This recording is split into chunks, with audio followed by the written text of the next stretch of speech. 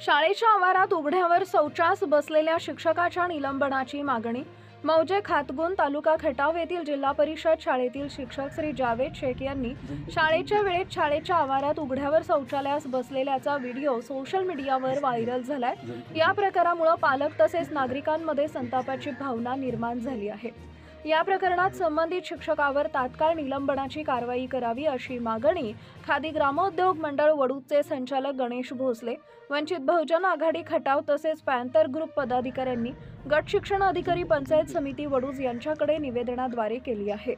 निवेदनात म्हटलंय की मुलांचं शिक्षण घेण्याचं पवित्र ठिकाण असलेल्या शाळेच्या आवारात अशा प्रकारचं कृत्य घृणास्पद असून ते शिक्षक पदाच्या प्रतिष्ठेला धक्का देणारे आहेत।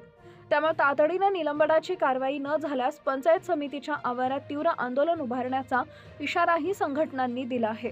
आंदोलनादरम्यान कायदा व सुव्यवस्थेचा प्रश्न निर्माण झाल्यास त्यास संबंधित शिक्षक आणि प्रशासन जबाबदार राहील असंही नमूद करण्यात आलं आहे।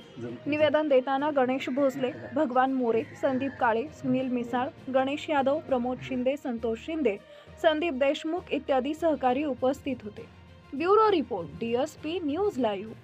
सर्वसामान्यांना न्याय मिळवून देणारे हक्काचे चॅनल DSP न्यूज लाईव्ह। संपूर्ण महाराष्ट्रातील बातम्यांसाठी चॅनलला लाईक करा, सबस्क्राईब करा आणि शेअर करा।